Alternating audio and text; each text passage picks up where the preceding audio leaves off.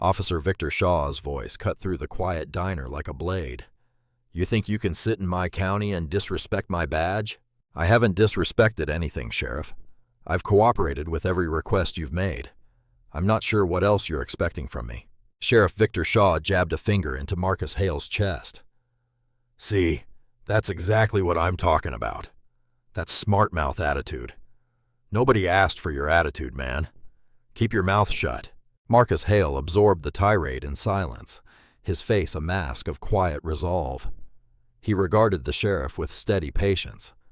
What Sheriff Victor Shaw didn't know was that Marcus Hale's name carried weight in places the sheriff had never imagined, and a phone call was about to prove why. The road into Harlan County looked the same as it always had, flat, quiet, unimpressed with itself. Marcus Hale had driven this stretch of highway more times than he could count, first as a boy in the back seat of his father's car, then as a young man coming home on leave, and now as someone who had long since stopped calling this place home. The black Tahoe hummed steadily beneath him. The Georgia pines stood at attention on both sides of the road, like they were waiting for something to happen. He wasn't planning to stay long, visit his mother Eleanor, eat her cooking, sleep in his old room for one night, then head to the airport and a flight for a briefing that allowed no delays. Simple, clean, in and out. But his stomach had other ideas. He spotted the diner from the highway, a red and white sign, half-full parking lot, the kind of place that had been there since before he was born. He pulled in. The bell above the door announced him. The diner was warm and smelled like coffee and bacon grease and pie crust. Red vinyl booths lined the windows. A long counter with round stools bolted to the floor held most of the seats. Older farmers, a retired-looking couple near the window, two men in work boots at the far end. Nobody paid him much attention. He took a stool at the counter. The woman behind it moved toward him before he'd even settled. Mid-60s, strong hands, silver hair pulled back, practical. Her name tag said Darlene. "Coffee?" she asked. "Please," he said. "And whatever pie you've got that's been in there longest. That's always the best one." She smiled at that. A real one, not a customer service smile. "Peach. Made it this morning." "Perfect." She poured his coffee and disappeared toward the pie case. Marcus wrapped both hands around the mug and let the warmth settle into his palms. Outside the window, a pickup pulled into the lot. He wasn't paying attention to it. He should have been. The bell above the door rang again. Marcus heard the room change before he saw anything.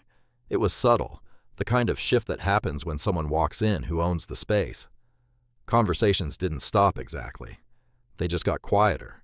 Backs got a little straighter. He turned his head slowly.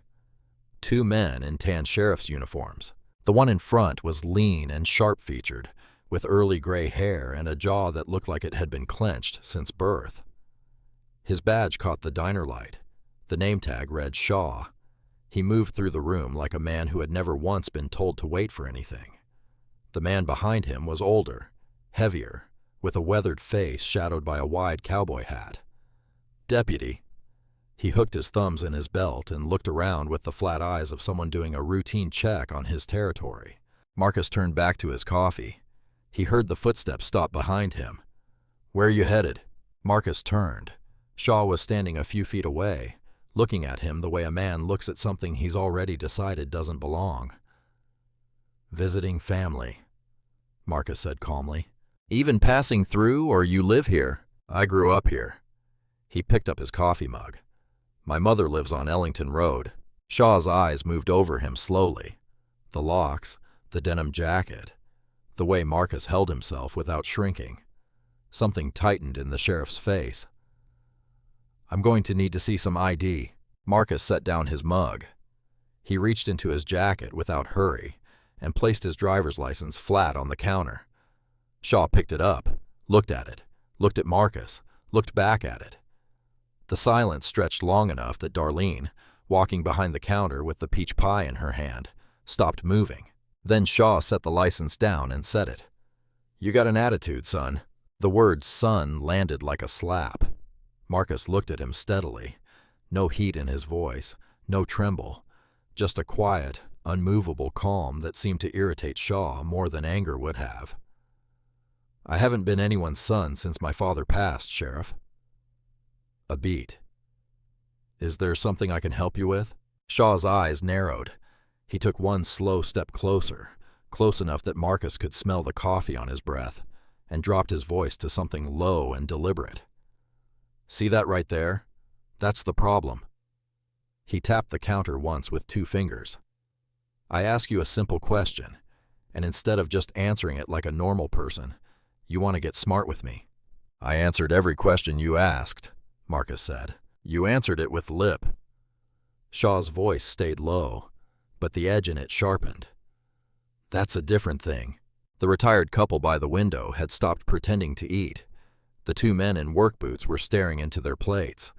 The whole diner had gone into that particular kind of stillness where everyone is listening and nobody wants to be seen doing it. Marcus turned back to his coffee. He wrapped his hands around the mug again, deliberately unhurried, and took a slow sip. That was what did it. "Hey."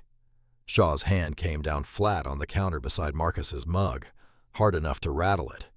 "Look at me when I'm talking to you." Marcus set the mug down. He turned and looked at Shaw with the same steady, unblinking calm he'd carried the whole time.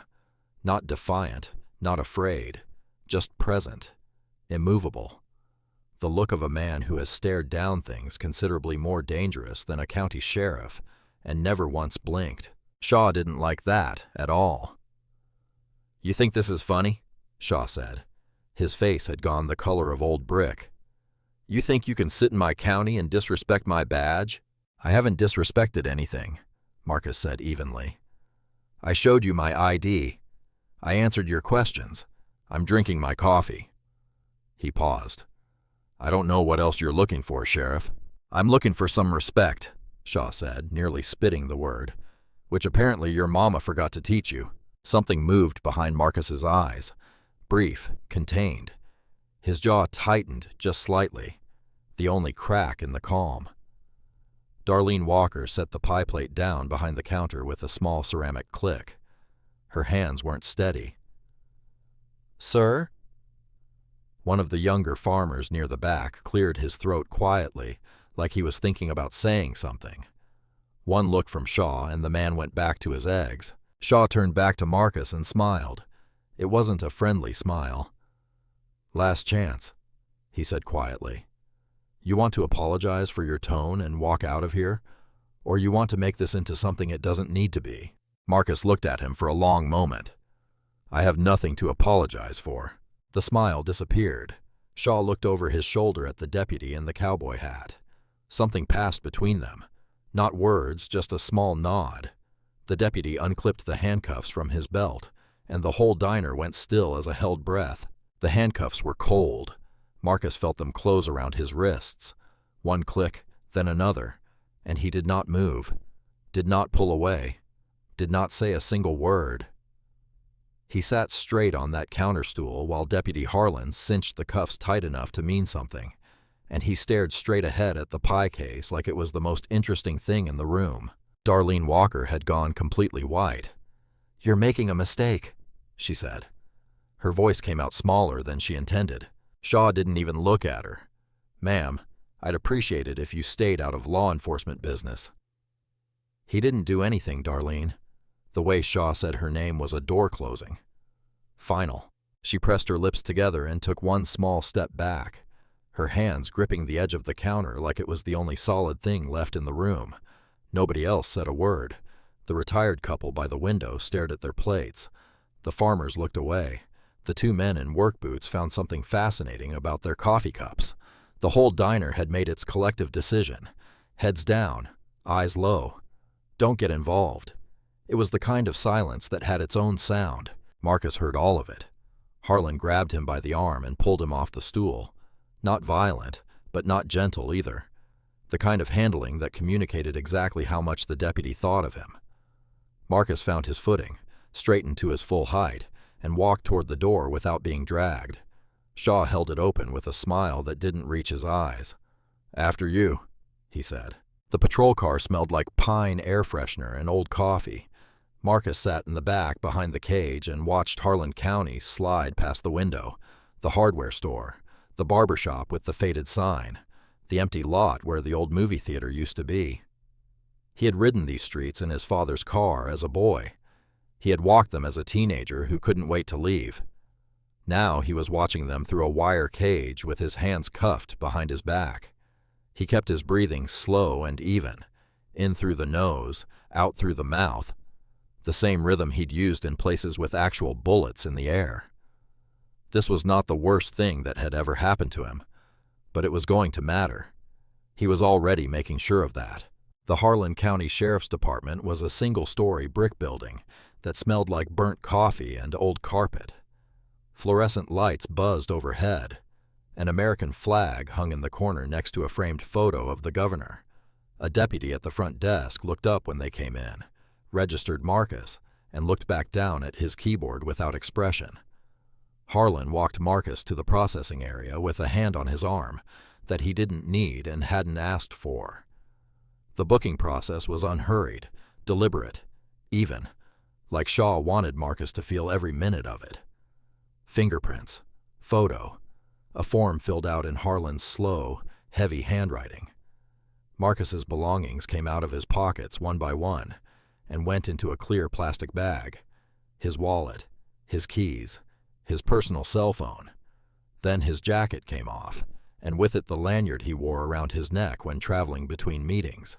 On that lanyard was his federal contractor ID badge. The eagle seal of the Department of Defense sat at the top of it in dark blue. Harlan glanced at it, dropped it in the bag. Marcus watched him do it. The booking sheet was filled out last. Harlan wrote the charge in block letters that Marcus could read upside down from across the table. Disorderly conduct, failure to comply. Shaw stood in the doorway of his office with his arms crossed, watching the whole thing with the satisfied look of a man who has just put something back in its place. "Phone call," Marcus said. Harlan didn't look up. "You'll get it when we're ready." "That's not how this works now." Harlan looked up. He leaned forward on the table with both hands and looked at Marcus the way men look at problems they've already decided to ignore. "I said, when we're ready." He let that sit for a second. "You got a hearing problem, too?" Marcus held his gaze, said nothing. Harlan straightened up, collected the plastic bag of belongings, and walked it to the back shelf. He set it down between a coffee mug and a stapler like it was nothing. Like the federal contractor badge inside it meant exactly as much as Marcus's keys. Marcus was walked to the holding cell at the end of the hall. The door clanged shut behind him. He sat on the narrow bench, placed his hands on his knees, and stared at the wall across from him. He did not pace. He did not call out. He did not show them a single thing. He simply waited, and shortly after, the phone at the front desk rang. The ring cut through the department like something had changed in the air. Marcus heard it from the holding cell. 1 ring, 2 rings, and he didn't move, didn't look up, just sat with his hands on his knees and his eyes on the wall, and waited to see what the next few minutes would bring. At the front desk, a young deputy named Holland picked up the receiver. Marcus couldn't see him from the cell, but he could hear everything. The building was that small. The walls were that thin. "Harlan County Sheriff's Department." A pause. "Yes, ma'am." Another pause, longer this time. Could you hold just 1 moment, please?" The sound of a chair scraping back. Footsteps moving fast toward Shaw's office. A knock. Urgent. 2 sharp raps. A muffled exchange. Then Shaw's door opened and closed. Silence. Marcus lifted his eyes from the wall and looked toward the end of the hallway. Inside his office, Victor Shaw picked up the receiver. The woman on the other end of the line introduced herself as Captain Lena Vargas, executive aide to Brigadier General Sophia Grant, Defense Intelligence Agency, Pentagon. Her voice was crisp and unhurried, the voice of someone who made calls like this regularly and understood exactly what they meant. Marcus Hale, she explained, was a senior-level contractor currently under General Grant's operational oversight. He had been scheduled to check in before a flight out of Savannah for a classified briefing at the Pentagon. He had not checked in. His government-issued phone had gone dark. An automatic alert had been triggered in the DIA's contractor monitoring system shortly before. "We are trying to confirm Mr. Hale's current location and status," Captain Vargas said. "Can you help us with that, Sheriff?" Shaw said nothing for 3 full seconds. "I'm going to need to call you back," he said. "Sheriff?" The captain's voice didn't change, but something in it did. "I'd encourage you to help us resolve this now. General Grant is aware of the alert and is waiting for my update." Shaw set the receiver against his chest. Through the narrow window of his office door, he could see Harlan at the processing table filling out paperwork. He could see the plastic bag on the shelf. He could see, even from here, the Blue Eagle seal on the badge inside it. He put the phone back to his ear. "I'm going to need just a few minutes," he said, "to look into this." He set the receiver down without waiting for a response. Shaw came down the hallway slowly. His boot heels were loud on the linoleum. He stopped at the holding cell and stood there with his hands on his hips, looking through the bars at Marcus Hale, who looked right back at him from the narrow bench with the same immovable calm he'd worn since the moment this started. The silence between them stretched out long and tight. Then Marcus said it quietly, almost gently. "You'll want to take that call, Sheriff." Something shifted in Shaw's face. Not guilt. Men like Shaw didn't do guilt, but something adjacent to it. The first hairline crack in the certainty. He turned around and walked back to his office. The door closed behind him. Marcus heard the conversation in pieces through the wall. Not words exactly, just tone. The way Shaw's voice started firm and ended careful. The way the careful turned into something quieter still toward the end. A man recalculating. A man who had just picked up a rock and discovered what was living underneath it. When the door opened again, Shaw walked out a different way than he'd walked in. He stood in the processing area and looked at Harlan. "Cut him loose." Harlan looked up. "The charge is under review." Shaw's voice left no room. "Get his stuff. Process the release." Harlan blinked once, then got up without another word. They gave Marcus his belongings in the same plastic bag they'd put them in. He stood at the processing table and took each item out one at a time. Wallet, keys, personal phone, jacket. Last came the lanyard with the DIA badge. He held it for a moment, then looped it back around his neck and tucked it inside his collar. Shaw stood at the edge of the room. He didn't apologize, didn't explain, just watched with his arms crossed and his jaw tight like a man who had swallowed something he couldn't spit back out. Marcus buttoned his jacket, smoothed the front of it with both hands. He looked at Shaw once, steady, level, the same look he'd worn the entire time, and then walked out the front door without a single word. Outside, the Georgia sun was bright and sharp. His Tahoe sat in the lot where he'd left it, and leaning against a beat-up Civic parked beside it, arms crossed and eyes red, was his nephew, Kai. Marcus stopped walking. Kai pushed off the car and came toward him, and the look on his face said that whatever had just happened inside that building was only the beginning. Kai Hale was 27 years old and had his uncle's same broad shoulders, but none of his stillness yet. He moved with the restless energy of a young man who had learned the hard way that staying calm didn't always keep you safe. His eyes were red around the edges, not from crying, from the particular exhaustion of someone who had been afraid for hours and was only now letting it show. He stopped a few feet from Marcus and looked him over, checking for damage. "You okay?" he asked. "I'm fine," Marcus said. Kai nodded slowly, like he was filing that away for later. Then he looked at the department building behind Marcus, at the brick walls and the flag out front and the patrol car sitting in the lot, and his jaw tightened. "Come on," he said. "Get in my car." They sat in Kai's Civic with the engine off and the windows cracked. The parking lot was quiet.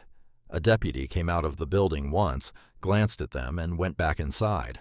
Marcus watched him go. "Your grandmother called you," Marcus said, "the second you didn't show up." Kai stared through the windshield.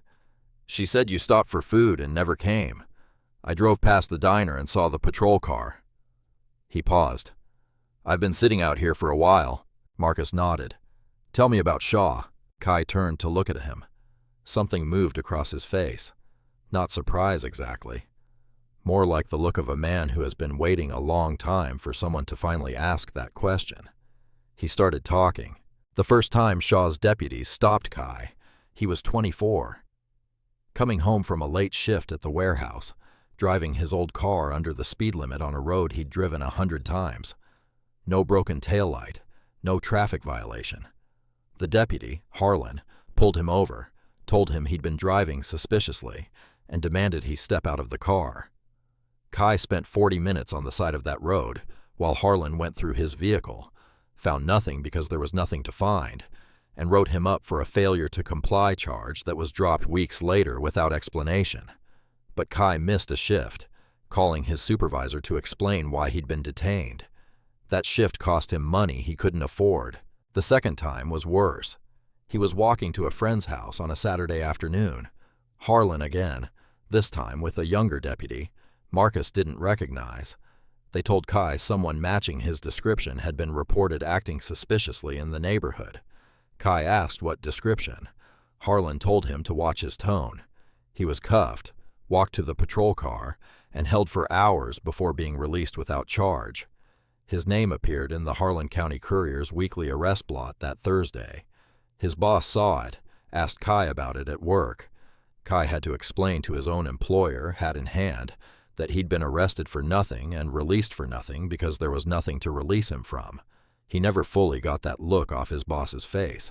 Then there was his closest friend, 25 years old, arrested twice in recent years, once for loitering outside the auto parts store where he worked, standing on the sidewalk during his lunch break, once for disorderly conduct after asking a deputy why he was being followed through a parking lot.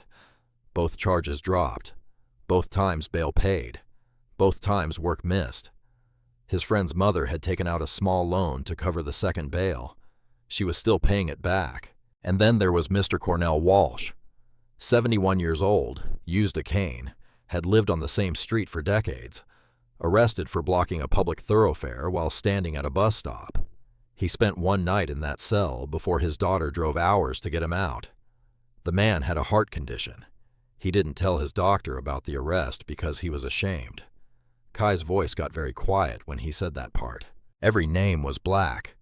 Every charge dissolved before it saw a courtroom. But the bail was paid. The wages were lost. The names were printed. And the message, the real message, the one that didn't need to be written down anywhere, was received loud and clear by everyone it was meant for. Stay small, stay quiet, stay out of the way. Kai finished and looked out the windshield again. The parking lot was still empty. The department building sat there in the morning sun, patient and indifferent as it had always been. "How long?" Marcus asked quietly. "Long as I can remember," Kai said. "But recent years, it's like he stopped even trying to hide it."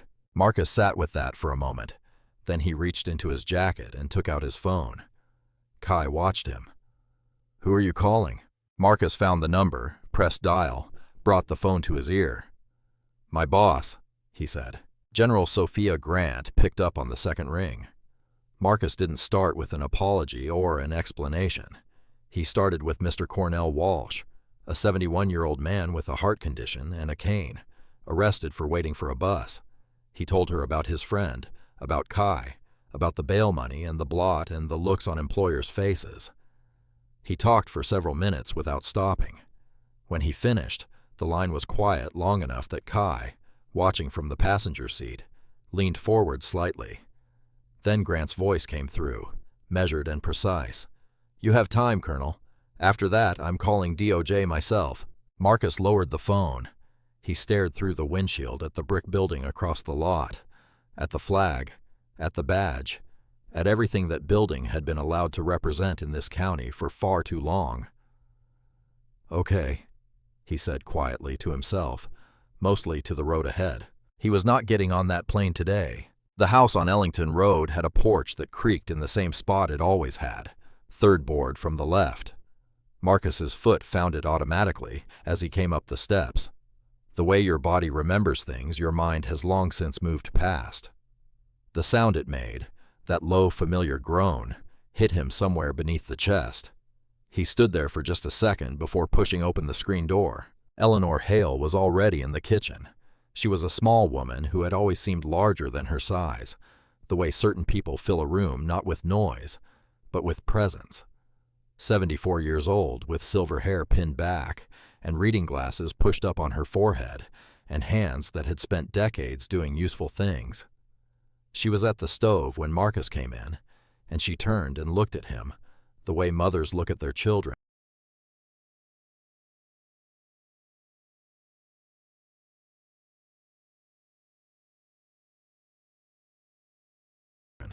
when they've been frightened and are trying not to show it. She didn't say anything right away. She just looked him over the same way Kai had, checking. Then she turned back to the stove. "Sit down," she said. "Coffee's hot."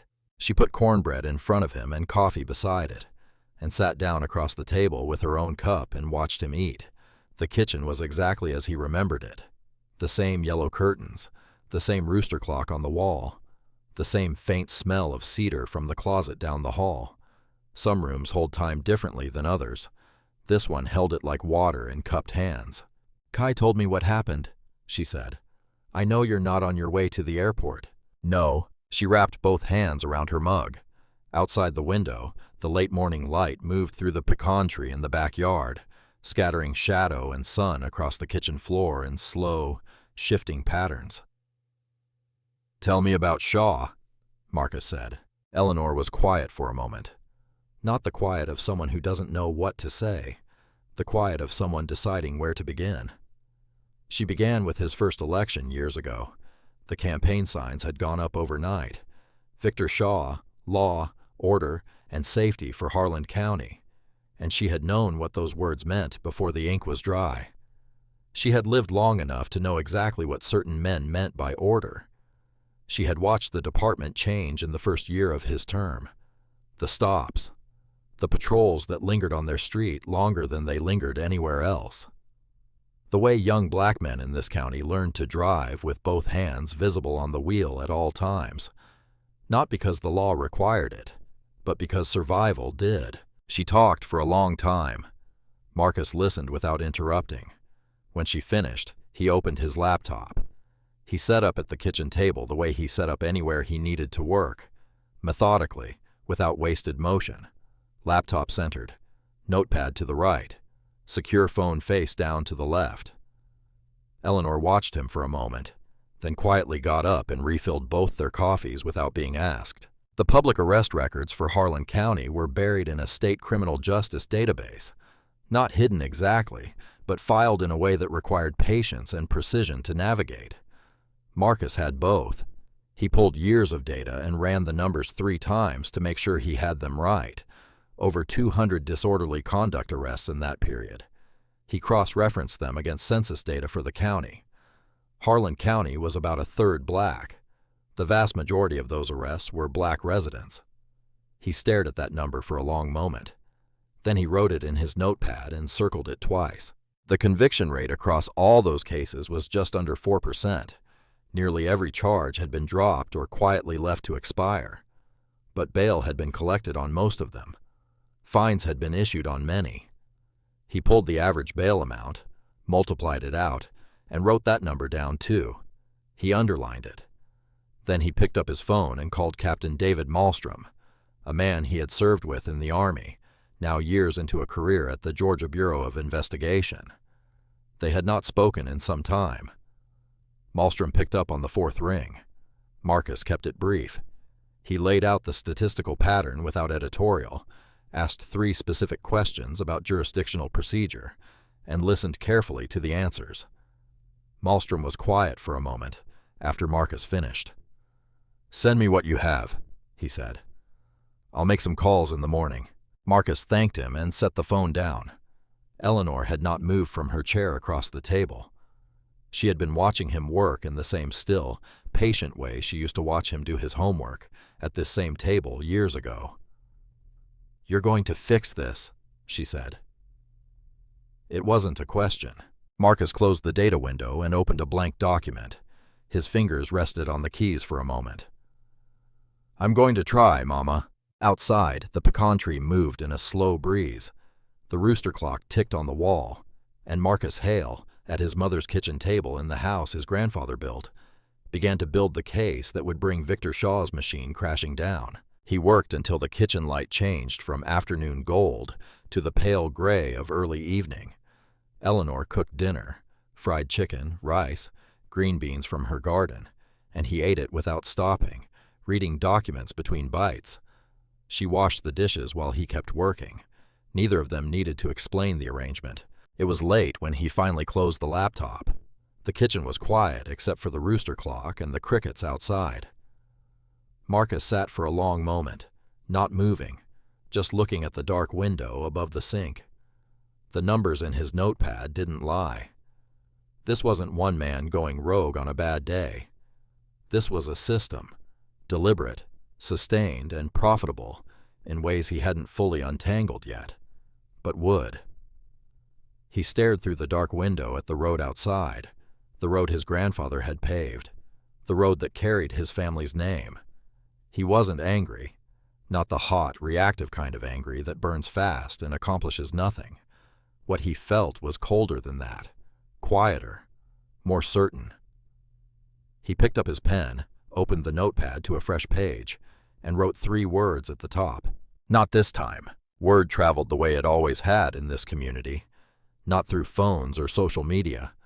Marcus had been clear about that, mouth to ear, a quiet word at the end of a conversation, a hand on a shoulder after church. By late afternoon, the message had moved through the right people in the right way. First Baptist this evening, 7 o'clock. Come if you trust who told you. Marcus arrived early and helped Kai set up folding chairs in the fellowship hall. The room smelled like old wood and candle wax, and the particular stillness of a place that had absorbed a great deal of pain over many decades and held it quietly within its walls. A long table at the front, 2 bare bulbs overhead, a window that looked out on the darkening parking lot. Kai arranged the chairs without speaking.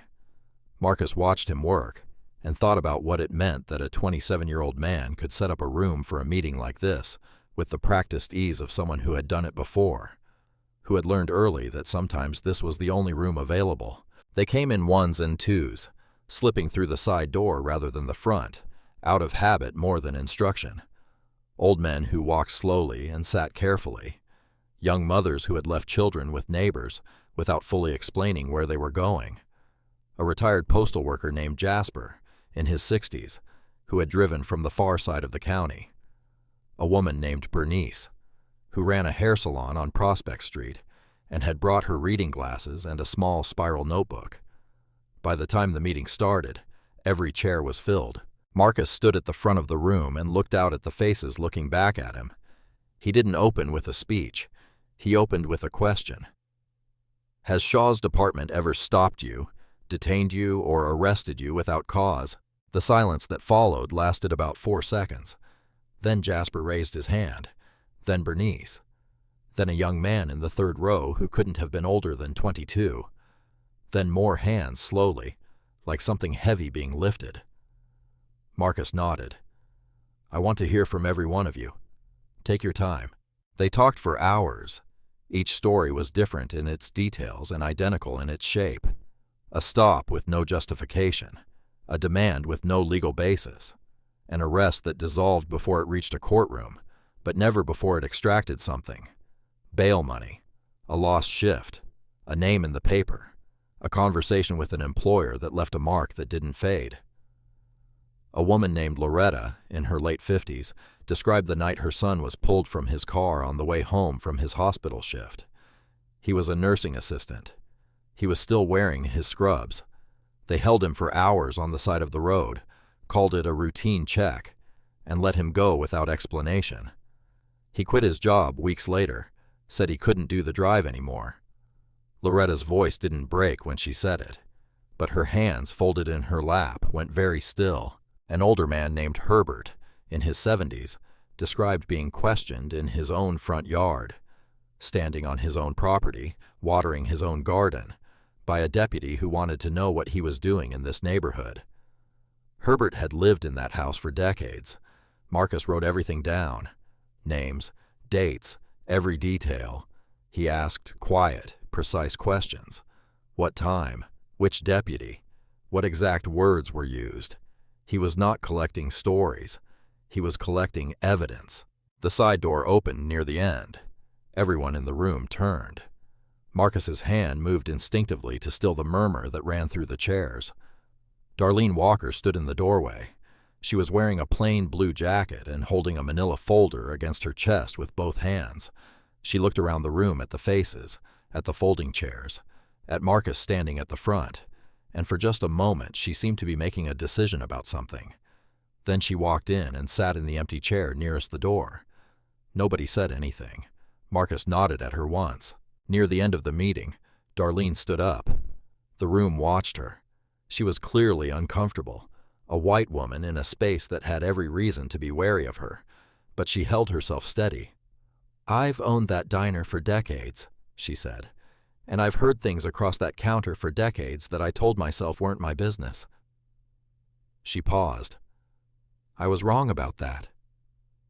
She walked to the front and set the manila folder on the table in front of Marcus. Inside were pages of neat, dated notes.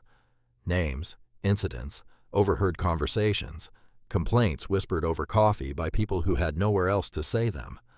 Her handwriting was careful and precise, each entry separated by a ruled line. "My husband did tours overseas," she said. "He didn't do that, so this could happen in his county." She went back to her chair. The room was very quiet. Marcus looked down at the folder. Then he looked out at the faces in front of him. Tired faces. Careful faces. Faces that had been waiting a long time for someone to finally take notes. "Nobody writes anything down after tonight," he said. "Nobody calls anybody. Nobody posts anything. You trust the people in this room and nobody else." He paused. "What you gave me tonight, I'm going to make it mean something." He drove back to Ellington Road with Darlene's folder on the passenger seat, and the testimonies in his notepad and the particular weight of people's trust sitting somewhere between his shoulder blades. Eleanor was still awake when he came in. She looked at the folder in his hand and said nothing, just got up and put the kettle on. Marcus sat down at the kitchen table and opened the folder. He had a great deal of work left to do. The call came early the next morning. Marcus was already at the kitchen table when his phone buzzed. Coffee half finished, notepad open. The folder of testimony from First Baptist spread out in careful sections in front of him. Eleanor was in the next room. The rooster clock ticked on the wall. Outside, a mockingbird was working through its entire repertoire in the pecan tree. He picked up on the first ring. "Malmstrom." "Marcus."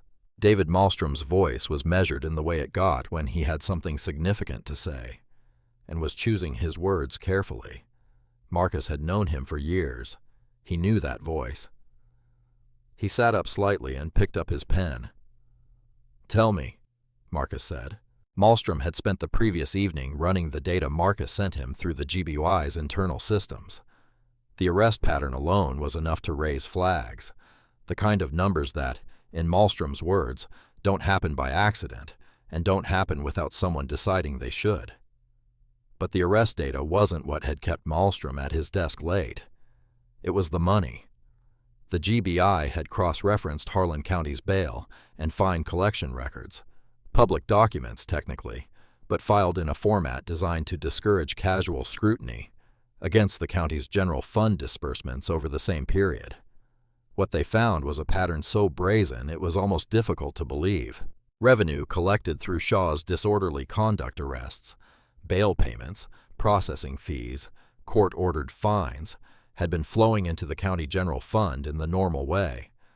But from there, a portion had been systematically redirected, not stolen outright, laundered through a series of small disbursements to a private consulting firm, a firm with no website, no listed employees, and a registered address that turned out to be a P.O. box in a nearby city that had been contracted by the county for unspecified public safety consulting services. That consulting firm had one account.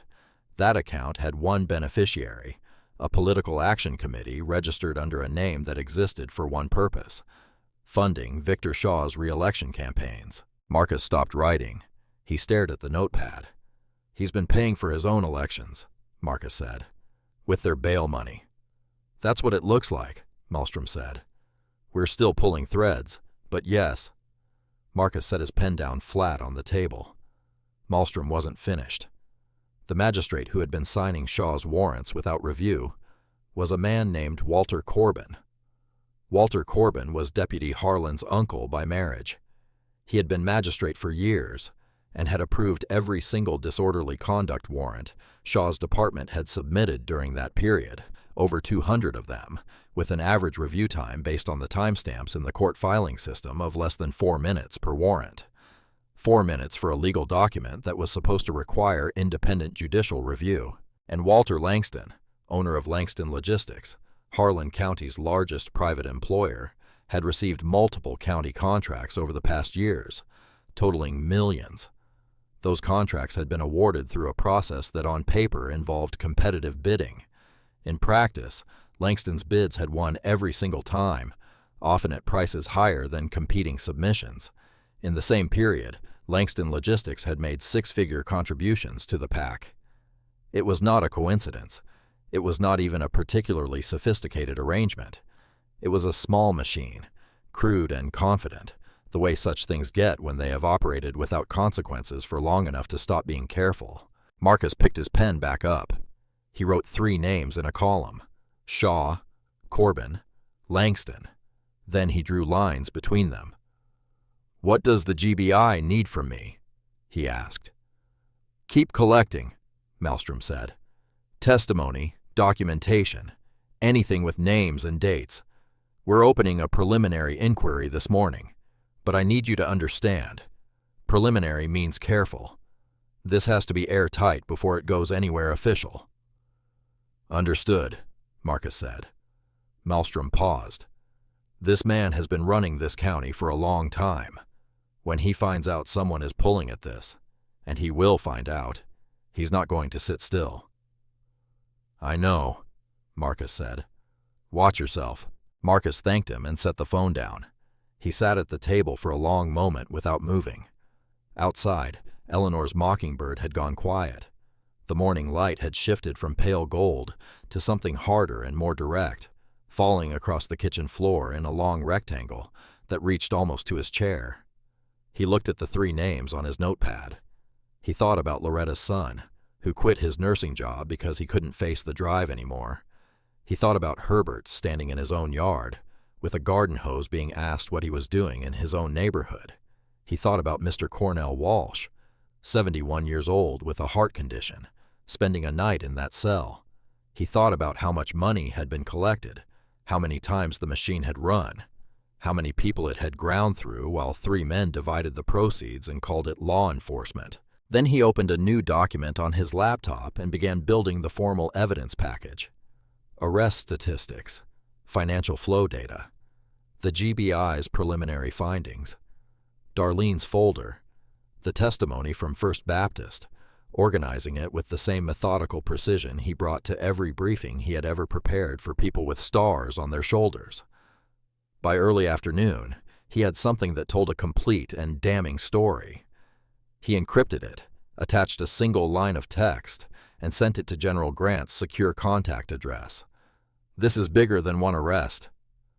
Then he closed the laptop and looked out the window at Ellington Road. He had been right to stay. The call came to Shaw's personal cell that evening. He was at his desk working through a second drink when it buzzed. The name on the screen was one he recognized.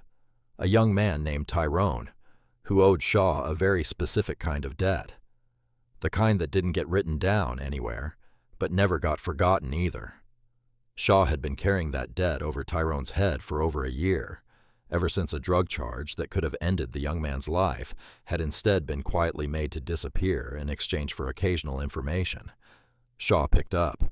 What Tyrone told him took less than a few minutes to say, and considerably longer to fully land. The meeting at First Baptist. Who was there? What was said? The testimonies. The notepad Marcus had been writing in. Darlene Walker walking in with her folder. And the part that made Shaw set his glass down very carefully on the desk. Marcus Hale had made a call to someone in Atlanta, someone official. Shaw sat in the quiet of his office for a long moment after the call ended. Then he picked up his desk phone and told the night deputy to get Harlan in here. The three of them met in Shaw's office just before 10. Shaw behind his desk, Harlan in the chair across from him, and Magistrate Walter Corbin perched on the small sofa against the wall with his reading glasses pushed up on his forehead and his arms crossed like a man who already didn't like where this was going. Shaw laid it out flat. No softening, no speculation. Just the facts as Tyrone had delivered them, plus his own assessment of what it meant. Corbin shifted on the sofa. You think he actually has something? I think he's a man with a Pentagon clearance and years of military intelligence experience, who has been sitting at his mama's kitchen table for days, pulling public records. Shaw said, Yes, Walter. I think he has something. Harlan cracked his knuckles slowly. So what do we do? Shaw looked at him. We remind people what happens when they talk. He drove to Eleanor Hale's house himself the next morning alone. No deputy, no patrol car, just his personal truck, which was its own kind of message. He pulled up at 9 in the morning and walked up the porch steps and knocked on the front door with the patient, unhurried knock of a man who is accustomed to doors opening for him. Eleanor answered. She looked at him through the screen door with the particular expression of a woman who has spent decades developing an accurate read on dangerous men. Shaw smiled. Morning, Mrs. Hale. Just doing a welfare check on some of our longer-term residents, making sure everything's okay out here on Ellington Road. Everything is fine, Eleanor said. Glad to hear it. He hooked his thumbs in his belt and looked past her into the house, a casual glance that was not casual at all. Your son visiting long-term or just passing through? He's visiting his mother, Eleanor said.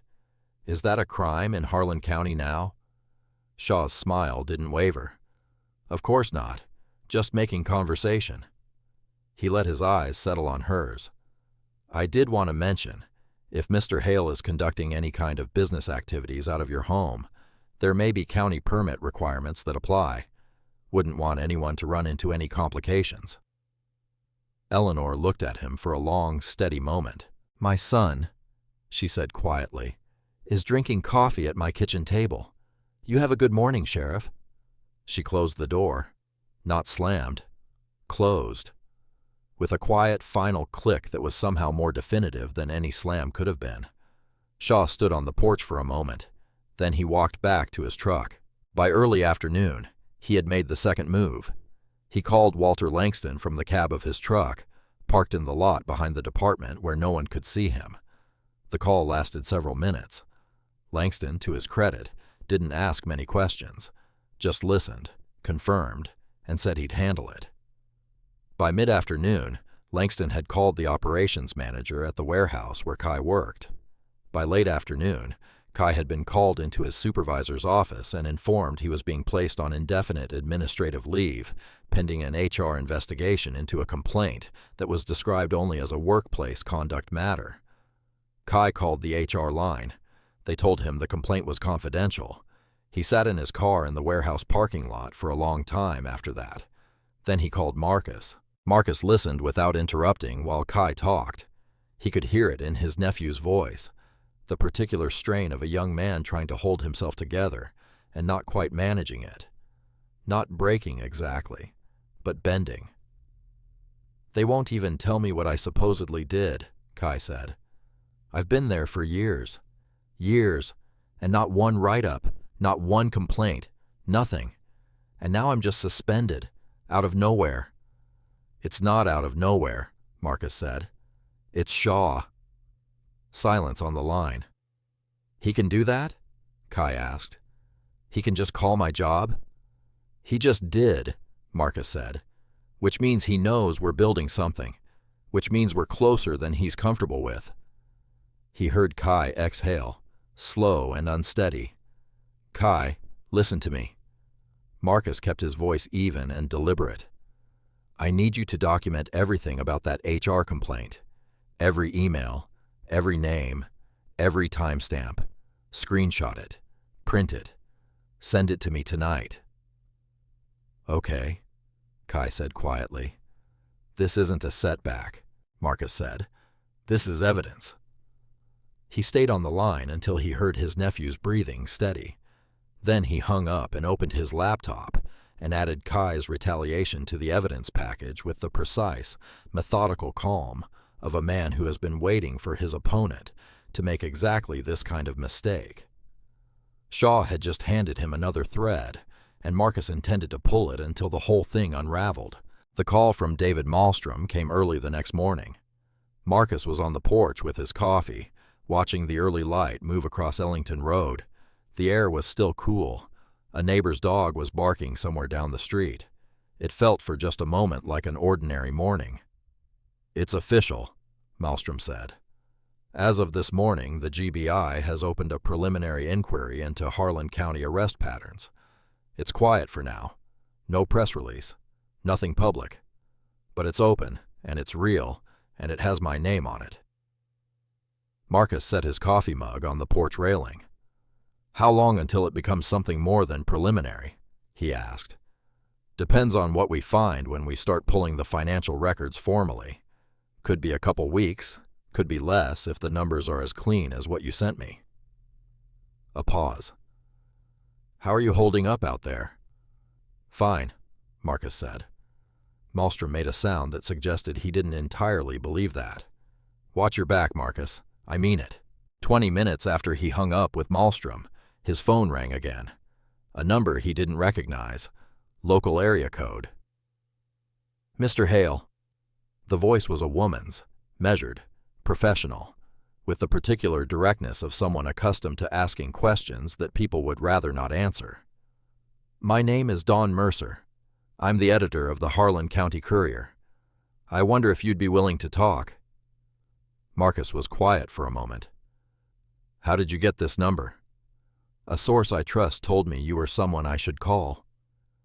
She paused. "I've been watching Victor Shaw for years, Mr. Hale. I have partial data consistent with what I believe you've been collecting. I want to run a story, and I want to do it right." Marcus walked back inside and closed the porch door behind him. He met Dawn Mercer at a picnic table behind the public library. Neutral ground, her suggestion, which he respected. She was a compact woman in her mid-50s, with natural hair going silver at the temples, and reading glasses on a beaded chain around her neck. She had a recorder on the table that she turned face down before he sat without being asked. He noticed that. He told her what he was willing to tell her, which was the statistical pattern confirmed on background, without attribution. The numbers spoke loudly enough on their own. Over 200 arrests in recent years, the vast majority black residents, a county about a third black, a conviction rate under 4%. Dawn wrote quickly, reading her notes back to him twice to confirm accuracy. She asked sharp, specific questions. She did not ask him to speculate beyond what the data supported. Before they parted, she looked at him over the top of her glasses. "This story is going to make him angry," she said. "He's already angry," Marcus said. "Now he'll be visible." The Courier ran the piece the following morning. Marcus read it at Eleanor's kitchen table over coffee.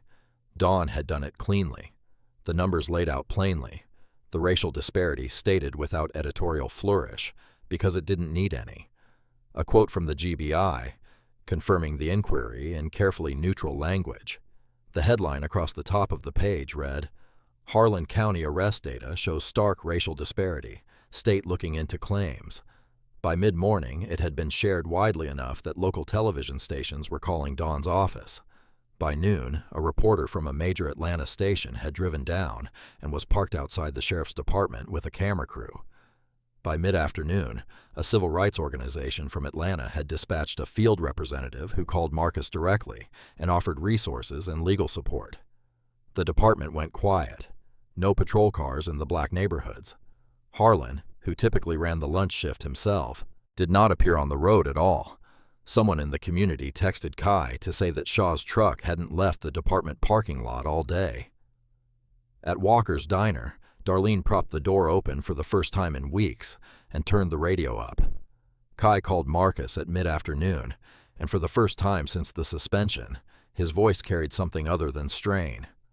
"People are talking," he said. "Mr. Herbert called me. Old Jasper from across the county called me. Even Mrs. Loretta. She said she hadn't slept this well in months. He paused. Uncle Marcus, I think it's actually working. Marcus smiled quietly to himself. It felt real. The inquiry was open. The story was out. The machine that had operated in comfortable darkness for years was suddenly standing in a considerable amount of light. He allowed himself the measured call to General Grant that evening, told her the state inquiry was open. The story was running. The community had come forward. She listened the way she always listened, completely, without interruption. When he finished, she was quiet for just a moment. Then she said, "Don't celebrate yet, Colonel." Marcus set the phone down on the kitchen table and sat with those 4 words for a long time, because she was right. He knew she was right. He had seen enough operations go sideways in the final stretch to know that the most dangerous moment was not the beginning when you were alert and sharp and expecting resistance. It was the middle when things were going well enough that you started to believe the hard part was over. He looked at the notepad on the table at the 3 names in a column with lines drawn between them. Shaw hadn't made his last move yet. Marcus could feel it the way you feel weather coming. Not a specific shape yet, but a pressure change in the air, a shift in temperature. He opened his laptop and went back to work. Days after the Courier story ran, Shaw's attorney filed the injunction early in the morning. Marcus found out shortly after when his contracting firm's general counsel, a careful, soft-spoken man named Patterson, who had always been unfailingly polite in their dealings, called his cell with a tone Marcus had never heard from him before. Clipped. Careful. Afraid. The injunction argued that Marcus Hale, as a federal contractor currently operating in an unofficial capacity in Harlan County, Georgia, may be in violation of federal ethics regulations by leveraging his security clearance and federal relationships to influence local law enforcement matters. It cited 3 specific instances: his call to General Grant, his meeting with G.B. Wise Malmstrom, and his attendance at the First Baptist meeting, as potential evidence of improper conduct. It was, legally speaking, extraordinarily thin. Patterson said as much, quietly, but it contained 2 words that had done their job the moment they appeared on the filing. Federal investigation. "We're going to need to place you on administrative review pending our legal team's assessment," Patterson said. "Paid leave, full benefits, nothing punitive. But we can't have active contractors under any kind of federal scrutiny without going through the process. I'm sure you understand." Marcus understood perfectly. He also understood that Patterson understood, and that Patterson's hands were tied by people above him, who understood even more clearly and cared considerably less about what was right. "How long?" Marcus asked. "We're hoping to resolve this quickly," Patterson said. "A week, maybe less." Marcus thanked him and ended the call. He sat at the kitchen table and looked out the window at Ellington Road and let the full weight of it settle. His job, his clearance, his career, the thing he had built over decades, was now sitting in a review file, because Victor Shaw had found an attorney willing to type the right 2 words on a legal document. It was elegant in a vicious sort of way. Dawn Mercer called mid-afternoon. She didn't open with a greeting. "Shaw's attorney sent us a letter this morning. Defamation claim. They're threatening to sue the Courier for the arrest data story." Her voice was steady, but Marcus could hear the effort behind it. "Our legal fund is— We're a small paper, Mr. Hale. We cannot litigate a defamation suit. Even a frivolous one would take us years and money we don't have." "What are you going to do?" Marcus asked. A silence that went on too long. "I don't know yet," she said quietly. "I wanted you to know." Marcus set the phone down. He thought about Dawn Mercer driving to that meeting alone, turning her recorder face down without being asked, because she understood what trust looked like, writing the numbers cleanly, because she knew they didn't need decoration.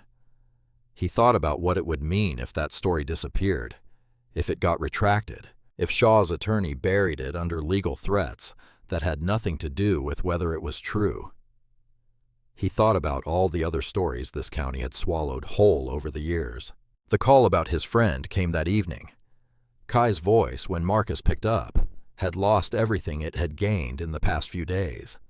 All the lightness, all the cautious hope.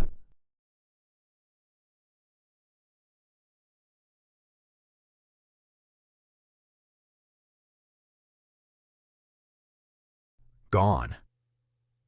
"They arrested my friend," he said. "An hour ago. Harlan picked him up. They're saying it's a probation violation." Marcus was already reaching for his notepad. "What's the violation?" "That's the thing." Kai's voice cracked slightly. "My friend finished his probation months ago. He got the completion paperwork and everything. Harlan is saying there's an outstanding condition that wasn't met. My friend has never heard of it. His PO has never heard of it. It didn't exist this morning." The room was very quiet. Marcus understood exactly what this was. His friend had been the most detailed witness at First Baptist. Names, dates, exact words, the kind of testimony that held up. And now he was sitting in that cell, and every other person who had sat in that fellowship hall was watching to see what happened to him. This was not an arrest. This was a message. Marcus sat in Eleanor's kitchen late that night. His job was on hold. His witnesses were being picked off one by one. Dawn Mercer was deciding whether she could afford to keep telling the truth. His friend was in a cell on a charge that didn't exist this morning. Shaw had absorbed the first wave, absorbed it, recalibrated, and come back with surgical precision, targeting not Marcus directly, where the blow might be visible, but the people around him, the people who had trusted him enough to show up, the people who had the least protection. Eleanor set a cup of coffee in front of him without a word and sat down across the table. The kitchen was quiet. The rooster clock ticked. Outside, Ellington Road was dark and still. "Mama," he said, "how long has this been going on?" She wrapped both hands around her own mug and looked at him with those steady, ancient eyes that had seen every version of this that this county had to offer. "Since before you were born, baby," she said. "The names change. The badge stays the same." Marcus stared into his coffee cup. The steam rose and disappeared. He picked up his phone. The kitchen clock read late. Eleanor had gone to bed an hour ago after sitting with Marcus long enough to be sure he wasn't going to fall apart. He hadn't told her to go. She had simply looked at him for a long moment, squeezed his hand once across the table, and walked down the hall. That was Eleanor. She knew when her presence was comfort, and when it was company he didn't need. The house was completely quiet now. Marcus sat with his phone in his hand and looked at the evidence package open on the laptop screen, the arrest data, the financial trail, the testimony from First Baptist, Kai's HR documents, and now his friend's manufactured probation violation, added with timestamps and Kai's written account attached. The file was thorough, methodical, airtight in the places that mattered. And tonight, it wasn't enough. His job was suspended. His key witness was in a cell. The only paper in this county willing to tell the truth was being threatened into silence. Shaw hadn't panicked. He hadn't overreached. He had studied the board and made his moves with the practiced patience of a man who had been doing this for a very long time. Marcus looked at the phone in his hand. Then he dialed.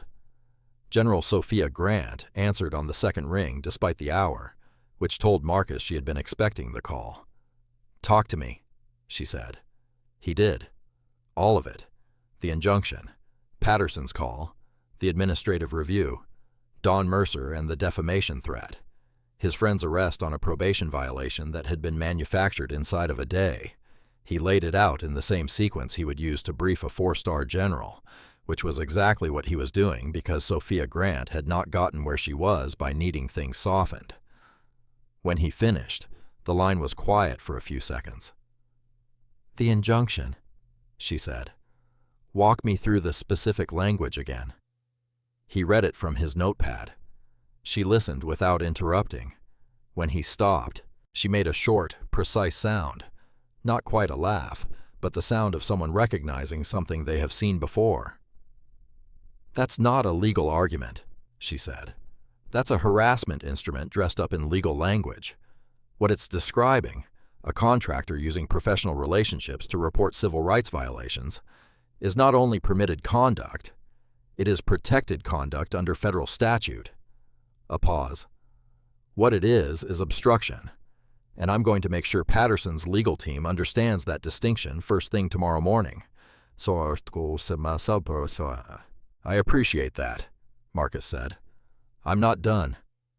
Her voice shifted into the register she used when she was issuing direction, rather than having a conversation. I'm also contacting the FBI Civil Rights Unit tonight. Not tomorrow. Tonight. What you've described, the manufactured arrest of a key witness, the coordinated retaliation against your employment, these are not local law enforcement issues anymore. These are federal obstruction and civil rights violations, and they need federal attention. Right now, not in a week. Marcus exhaled slowly. General, you did the right thing staying, she said. Don't second-guess it now. She ended the call. Marcus sat for a moment. Then he looked at the second number in his phone, the one a former colleague named James had given him years ago at the end of a long evening with a single sentence of context. If you ever need someone who doesn't bluff, call Harper Secret. He had carried the number for years without using it. He dialed. It rang twice, 3 times. He was composing a voicemail in his head when the line clicked open. Secret. Her voice was alert in a way that suggested she had not been asleep, or that she woke the way certain people do, fully, immediately, without the slow climb back to consciousness. My name is Marcus Hale, he said. I was given your number by James Whitmore. I'm sorry for the hour. Don't be, she said. What do you have? He talked for several minutes without stopping. The arrest at Walker's Diner. The pattern. Over 200 arrests, the vast majority, black residents. The financial machine. Bail revenue laundered through a shell consulting firm into Shaw's re-election PAC. The magistrate approving warrants in under 4 minutes. Langston's contracts. The retaliation against Kai. The manufactured arrest of his friend. The injunction. The defamation threat against the courier. He laid every piece down in sequence, clean and precise, the way you present evidence to someone who will know immediately if anything has been embellished or omitted. When he finished, Harper Secret asked 4 questions, short, surgical, the kind of questions that told Marcus she had been processing everything as he spoke and had already identified the 4 load-bearing points in the structure. Then she said it. Mr. Hale, I need everything you've collected. Send it to this address tonight. She read him a secure portal address. I'll tell you why in the morning. Can you tell me anything now? He asked. A brief pause. I can tell you that Harlan County has been in a file on my desk for years, she said, and that you just gave me what I needed to open it. Did. Marcus uploaded the complete evidence package to Harper Secret's secure portal late that night. Every document, every testimony, every timestamp, the financial trail, Kai's HR records, his friend's probation paperwork alongside Harlan's filing showing the invented violation. He closed the laptop. He finished what was left of his coffee, cold now, and rinsed the mug in the sink and stood at the kitchen window, looking out at the dark road for a long moment. Then he walked down the hall, lay down on his childhood bed with his clothes still on, and for the first time in days, slept. The phone rang early the next morning. Marcus was already up. He had slept a few hours, real sleep, the kind that actually did something, and was back at the kitchen table with fresh coffee and his notepad when the call came in. Eleanor was moving around in the bedroom down the hall. The rooster clock said the same thing it always said. Outside, the morning was pale and new and quiet. He picked up on the first ring. It's Secret, she said. I've been at my desk since dawn. Here's where we are. She talked for several minutes without pause, and Marcus wrote without pause, and by the time she finished, his notepad had several pages of tight, precise handwriting that he was going to need to read back slowly to fully absorb. The short version was this. Years ago, a Harlan County resident named Carl Benson had filed a formal complaint with the DOJ Civil Rights Division detailing a pattern of racially targeted arrests by the Harlan County Sheriff's Department. The complaint had been received, logged, assigned a case number, and routed to Secret's division. Secret had reviewed it, found it credible, opened a preliminary file, and begun the process of building a federal case. Then Carl Benson had stopped returning calls. His attorney had withdrawn. The complaint had gone cold without enough corroborating evidence to push it forward, unilaterally.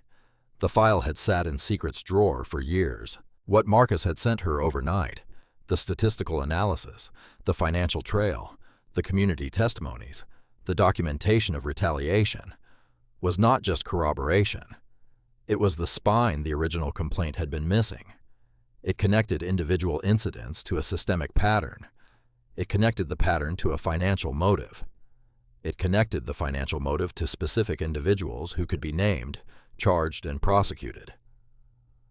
Under federal statute, Secret said, deprivation of civil rights under color of law, we now have sufficient predicate to open a full federal investigation.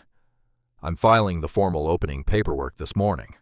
The FBI Civil Rights Unit, which General Grant's office contacted last night, I understand, will be briefed jointly with my team at mid-morning. Marcus set his pen down. What does that mean for my friend? He asked. It means that his manufactured probation violation is now evidence in a federal obstruction case, Secret said, which means a federal judge is going to be looking at it very soon, and that judge is not going to be Walter Corbin. The call from Patterson came shortly after. His voice had changed entirely from the careful clipped tone of the day before.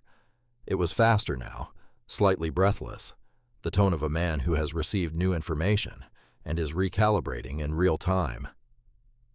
Mr. Hale, he said, the firm wants to convey that upon further review of the injunction filing, our legal team has determined that the claims it raises do not meet the threshold for an administrative review of your contract status.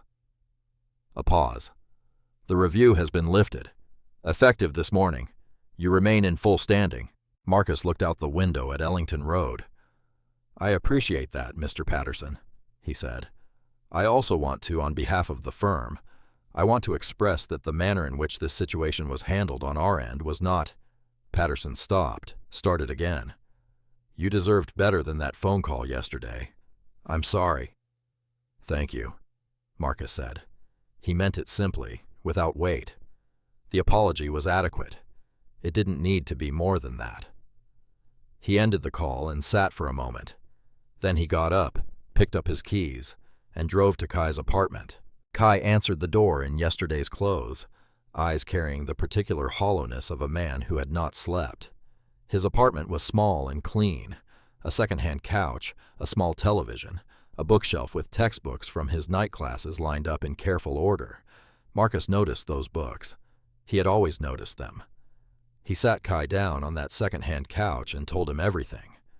The federal investigation opening, his friend's manufactured violation now being federal evidence, Secret's file, Grant's calls, Patterson lifting the administrative review. Kai sat very still through all of it. When Marcus finished, Kai leaned forward with his elbows on his knees and looked at the floor for a long moment. Is this actually going to happen this time? He asked. His voice was quiet, not hopeless. Something more careful than hopeless, the voice of someone who has wanted something badly before and learned what it feels like when it doesn't come. Marcus looked at his nephew steadily. Yes, he said. Not, I think so. Not, it's looking good. Just, yes. Flat and certain, and with the full weight of everything Marcus Hale had spent decades building behind it. Kai looked up. Something shifted in his face, slow, careful, like a man stepping onto ice he isn't sure will hold, but stepping anyway. Okay, he said quietly. Marcus put a hand on his shoulder briefly. Then he stood up and picked up his keys. There was still work to do. The net was closing, but it hadn't closed yet. And until it did, Marcus was not going to let himself forget that Shaw was still sitting behind his desk, in that brick building with his badge and his machine, and the particular confidence of a man who had never yet faced real consequences. That was about to change, but it hadn't changed yet. Marcus drove back to Ellington Road and went back to work. The federal agents arrived at Harlan County Courthouse early one morning. Marcus wasn't there to see it. He was at Eleanor's kitchen table, phone in hand, getting a real-time account from Malmstrom, who had driven down from Atlanta the night before and was watching from the parking lot across the street, with the particular satisfaction of a man who had spent a career building toward moments like this one. 2 FBI, Malmstrom said. 2 DOJ. They walked in the front door carrying a warrant for the county's complete financial records. Years of disbursements, contracts, the general fund, everything. Marcus wrote the time in his notepad. "How did the clerk respond?" he asked.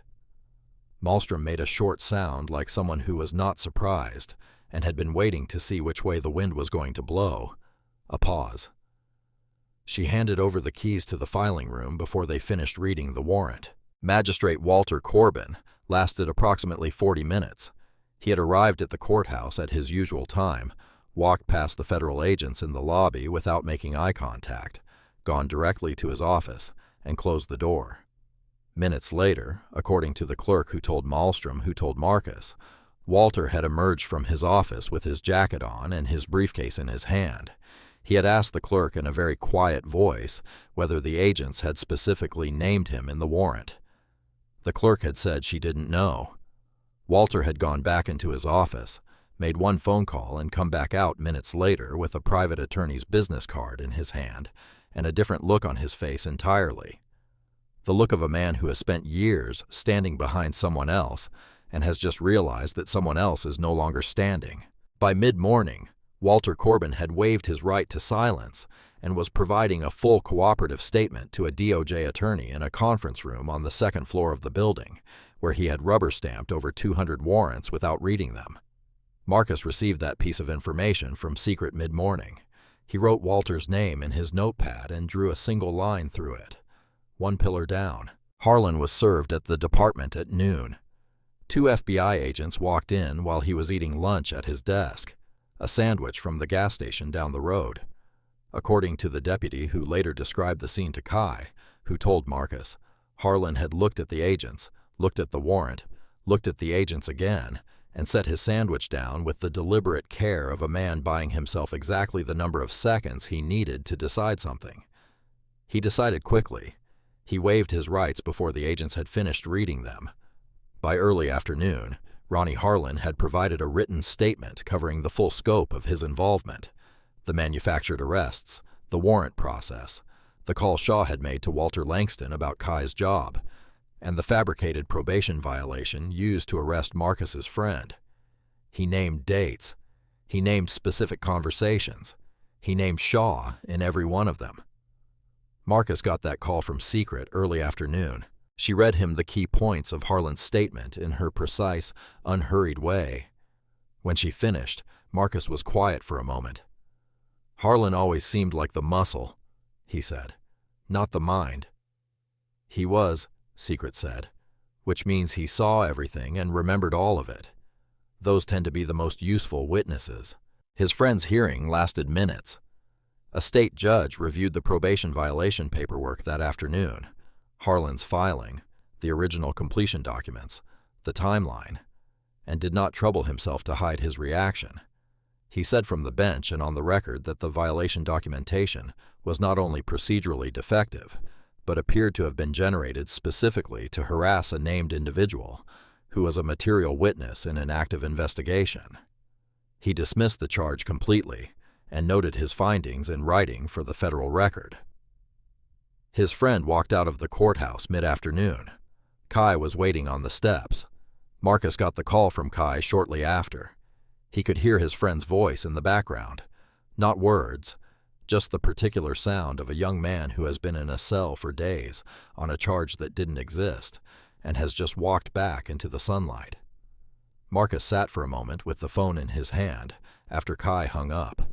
Eleanor, who had been moving quietly around the kitchen, giving him space while things unfolded, set a fresh cup of coffee at his elbow without comment. He looked up at her. "Walter cooperated," he said. "Harlan cooperated. My friend is out." Eleanor nodded once like she had been expecting to hear exactly that, in exactly that order. Don Mercer published the second story that evening. Secret's office had contacted her directly that afternoon. A formal statement confirming the federal investigation was open, the FBI was involved, and the DOJ Civil Rights Division was proceeding. Dawn had not hesitated. She ran the story without softening a single number, pulling every piece of documentation that was now public record and laying it out in the clean, undecorated prose that had always been her signature. By late evening, the story had been picked up by the Associated Press. By night, it was on national network websites. By late night, Marcus's phone had dozens of missed calls from numbers he didn't recognize. He silenced it and set it face down on the table. Walter Langston's company issued a statement late that evening announcing an internal compliance review and the voluntary suspension of its county contracts pending investigation. The statement used the word voluntary multiple times, which told Marcus everything he needed to know about how nervous Langston's attorneys were. Kai called one more time before midnight. He had spent the evening with his friend, then driven past the department on his way home. "Shaw's truck is still in the lot," Kai said. "Light on in his office." Marcus thought about that. A man alone in his office at midnight, surrounded by the machine he'd built, watching it take itself apart piece by piece in real time. "Get some sleep," Marcus told Kai. He closed the laptop. The evidence package had done its work. The threads had been pulled. The net had closed around everything Shaw had built, and everyone who had helped him build it. Tomorrow, it would be visible. Marcus looked out the dark kitchen window one more time at the road his grandfather had paved, the road that carried his family's name. Then he went to bed. The monthly Harlan County Commissioners' meeting was held on the third Thursday of every month in the main chamber of the county building on Courthouse Square. Shaw had never missed one. He used them the way a man uses a stage, standing at the commissioner's table in his pressed uniform, badge catching the light, delivering his law and order report with the easy confidence of someone who has never once had to worry about the audience pushing back. He shook hands afterward, posed for photos with the county seal behind him, reminded everyone without ever saying it directly exactly who ran things in Harlan County. This Thursday was no different. On the surface, he arrived early and took his usual seat at the table. His uniform was immaculate. His boots were shined. His face carried the particular blank composure of a man who has decided against all available evidence that he can still control the room. Marcus knew he would be there. Secret had known too. Eleanor had asked to come. Marcus had looked at her across the breakfast table that morning, this small, silver-haired woman who had spent decades in this county absorbing everything it had thrown at her family, and had not said no. Kai had driven them both. Darlene Walker was already there when they arrived, sitting in the third row with her hands folded in her lap and her eyes forward. Don Mercer sat 2 rows back with a notepad. Jasper, the postal worker, was there. Bernice from the salon. Loretta, whose son had quit his nursing job. Herbert, who had been questioned in his own yard. The room was fuller than usual for a commissioners' meeting. People had heard things. This county always heard things. Marcus and Eleanor took seats near the center. Kai sat on Eleanor's left. Marcus scanned the room once, noted the exits, noted the cameras mounted in the upper corners, noted the small group of local reporters near the back wall. Then he faced forward and sat still. Shaw opened his report early. His voice was steady. He moved through the standard sections, patrol hours, response times, community initiatives, with practiced ease, like a man reading from a script he had memorized so long ago it no longer required thought. He did not look at Marcus. He did not look at Eleanor or Kai, or any of the faces from First Baptist that were sitting in his audience this morning. He was several minutes in when the chamber doors opened. The sound moved through the room before anyone fully processed what they were seeing. Not loud. The doors opened quietly, deliberately.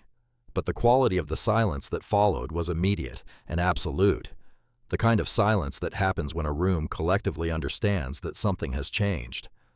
2 FBI agents entered first, dark suits, credentials already visible. Behind them, 2 DOJ representatives, and behind them, walking with the unhurried certainty of someone who has done this before and understands exactly what it means, Harper's Secret. She rarely came to arrests personally. She had made an exception today. They moved toward this commissioner's table in a straight, even line. One of the commissioners, a heavy-set man named Aldridge who had been on the board for years, pushed back slightly from the table as they approached, the instinctive movement of a man who wants to make clear he is not part of whatever is about to happen. Shaw watched them come. His face went through several things in the space of seconds: recognition, calculation, and then something that was not quite fear but was the nearest neighbor to it. He set his report papers down on the table slowly. Secret stopped a few feet from him. She looked at him with the level, impersonal gaze of someone performing a function, not settling a score. "Victor Shaw," she said, her voice carried easily in the silent room, "you are under arrest on federal charges including deprivation of civil rights under color of law, conspiracy, abuse of public funds, and election finance fraud." She read the charges in full. Every word landed in the silence like something solid being set down. One of the FBI agents moved around the table. Shaw stood, not because he was resisting, but because something in him could not remain seated for this. He stood and he was cuffed at the commissioner's table in the room he had used as his stage for years, in front of every person in Harlan County who had ever sat in this chamber and watched him perform. The badge caught the light one last time as the agent turned him toward the door. The chamber was absolutely silent as they walked him out. Then from somewhere near the back of the room, a single pair of hands began to clap. Slow, deliberate. One beat, then another. Then a second person joined. Then a third. Then the sound built the way such things build. Not all at once, but in a wave, each person making their own decision, and then the decisions running together until the chamber was filled with it. Shaw did not look back. He kept his eyes forward and his jaw tight, and he walked through the chamber doors and out of the building, and the sound of those hands followed him all the way to the parking lot. In the center of the room, Eleanor Hale reached over and took Kai's hand. Kai looked at her. His eyes were wet. He didn't bother hiding it. Marcus sat on Eleanor's right and looked straight ahead at the empty table where Shaw had just been standing. He did not clap. He did not smile. He simply sat with the quiet, absolute stillness of a man who has seen something through to its end and is taking a moment to fully register that it is over. Then he felt Eleanor's other hand close around his. He looked at her. She was looking straight ahead, silver hair and steady eyes and decades of this county in her face, but she was squeezing his hand with a grip that was stronger than he remembered. He squeezed back. The days after Shaw's arrest moved differently than the days before it, slower, cleaner, like air after a storm has finally broken. That particular quality of stillness that isn't empty, but full of something that had been absent so long, people had stopped noticing its absence until it returned. Marcus noticed. He stayed several more days after the arrest. There was still work to finish, documentation to sign, calls to take, a formal debrief with Secret's team that ran hours one afternoon in a conference room at the GBI's regional office. He sat across from Secret and 2 of her attorneys and answered every question they put to him with the same steady precision he had brought to everything else. When it was over, Secret walked him to the parking lot and shook his hand. "You built this," she said simply. "The community built it," Marcus said. "I just had the right phone numbers." She almost smiled at that. Almost. The consequences came in quickly after that, one after another, like dominoes finding their natural order. Shaw was convicted on multiple federal counts. The sentencing hearing lasted days. His attorney argued for leniency on the grounds of his years of public service, which the federal judge acknowledged and then declined to consider as a mitigating factor given the nature of the crimes. Over a decade in a federal correctional facility, 3 states away. The badge was surrendered in the courtroom. The machine that had operated in Harlan County for years was for the first time completely still. Walter Corbin resigned from the magistrate's position the morning after his cooperative statement became public record. He was later charged separately with dereliction of judicial duty and faced state-level proceedings that would take another year to resolve. But his time in that courthouse was over. The rubber stamp was gone. Walter Langston's company was placed under federal investigation. Multiple of his county contracts were voided. His attorneys negotiated a settlement that involved, among other things, a substantial financial penalty and a formal acknowledgement of the PAC contributions. Langston himself avoided criminal charges by the narrowest of margins and spent the following year doing the particular kind of quiet that very wealthy men do when they have been publicly embarrassed and legally cornered. Ronnie Harlan, for his cooperation, received a reduced charge and a suspended sentence. He lost his badge and his pension. He moved out of Harlan County within the month. The federal consent decree came down weeks after the conviction. It mandated the complete restructuring of the Harlan County Sheriff's Department under independent oversight, new leadership, new use of force policies, mandatory body cameras, and a civilian review board with actual authority. Every arrest made by Shaw's department over the past years was flagged for automatic review by an independent panel. Cases involving bail collection were prioritized. The financial accounting took weeks to complete. When it was done, the number was substantial. That was the total amount collected in bail and fines through Shaw's disorderly conduct arrests over years. Money extracted from people who had done nothing wrong and had no meaningful way to fight back. Every dollar was ordered returned with interest to the individuals from whom it had been taken. Jasper, the postal worker, received a check. Loretta received a check. Herbert, who had been questioned in his own yard with his garden hose, received a check. Mr. Cornell Walsh's daughter called Kai when hers arrived and cried on the phone for minutes. Kai's administrative leave was formally overturned, and the HR complaint was expunged from his employment record.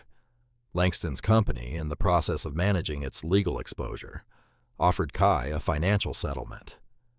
He took it without hesitation and put the entire amount toward a down payment on a small house 3 streets over from Ellington Road. He called Marcus to tell him the offer had come through. "Buy something with a porch," Marcus said. Kai laughed. A real one, full and easy. Marcus hadn't heard that sound from him in weeks. Darlene Walker rehung the menu board at the diner one morning and propped the front door open for the first time in longer than she could precisely remember. She ordered new pie cases, one extra, bigger than the old ones. She had a small sign made, framed simply in plain wood, and hung it herself on the wall beside the register. "All are welcome here."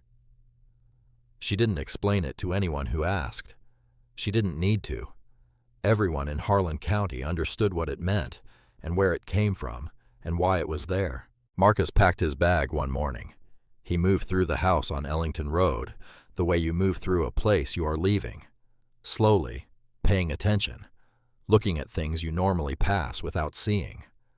The yellow curtains in the kitchen, the rooster clock, the third board on the porch that still creaked in the same spot it always had. Eleanor was at the stove making him breakfast. He didn't have time to eat, and both of them knew it, and neither of them said so. He sat at the kitchen table one last time, ate the eggs she put in front of him, drank the coffee, let the morning be what it was. When he stood up to go, Eleanor turned from the stove and looked at him. She reached up and put both hands on either side of his face, this small woman looking up at her son, and held him there for a moment without saying anything. Then she let go and turned back to the stove. "Drive safe," she said. "Call me when you land." The Tahoe backed out of the driveway early that morning. Marcus pointed it north on Ellington Road, then east toward the highway, the same highway that had brought him here. The morning was clear and cool, and the Georgia pines stood the same way they always stood, patient, tall, indifferent to what passed beneath them. He passed the Harlan County limits sign without slowing. In the rearview mirror, just before the road curved and the view changed, he saw her. Eleanor on the front porch of the house her grandfather built.